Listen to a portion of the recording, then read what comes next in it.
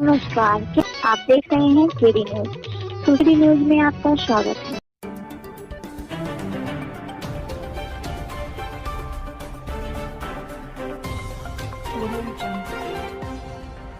Bharatiya Janata party ने राजस्थान के CM भजन लाल शर्मा, मध्य प्रदेश के मुख्यमंत्री मोहन यादव और छत्तीसगढ़ के सीएम विष्णुदेव साय के जरिए अब यूपी में जातीय गणित साधने की रणनीति पर काम करना शुरू कर दिया है।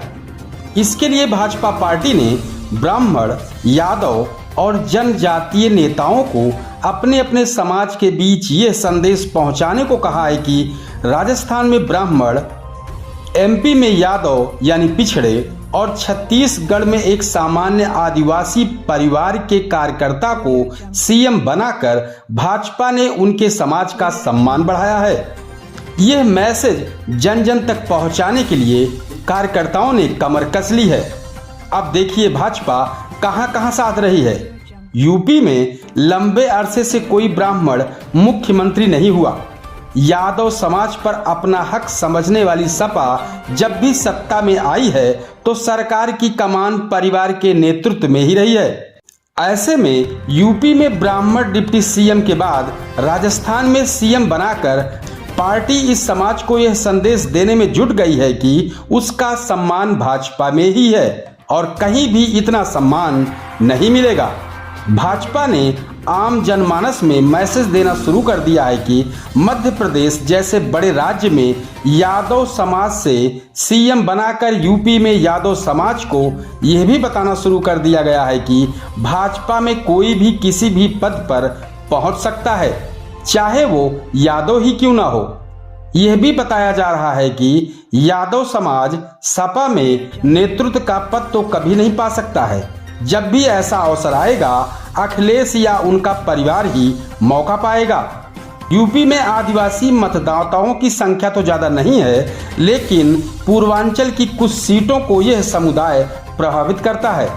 छत्तीसगढ़ में आदिवासी समाज से सीएम बनाकर पार्टी ने दलितों, आदिवासियों को यह संदेश देने का प्रयास शुरू कर दिया है कि उसके हित भाजपा में ही सुरक्षित हैं। भाजपा पार्टी लोकसभा चुनाव में ब्राह्मण, यादव और आदिवासी समाज के बीच सियासी प्रयोग का फायदा उठाना चाहती है। पार्टी ने तीनों जातियों से जुड़े नेताओं और जनप्रतिनिधियों को इसके लिए सक्रिय कर दिया है।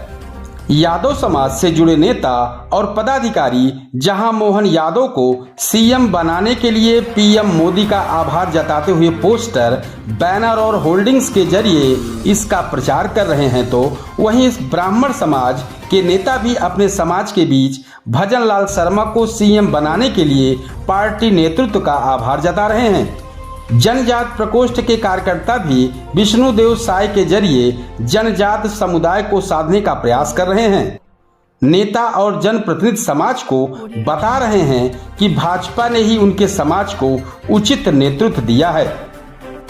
अब इन समाजों के सामाजिक संगठनों के जरिए भी इसके लिए पीएम मोदी और भाजपा नेतृत्व का आभार प्रकट कराने की तैयारी चल रही है। और सबसे बड़ी बात यह है कि यादव महासभा ने तो मोहन यादव को सीएम बनाने के लिए भाजपा का आभार भी जता चुकी है।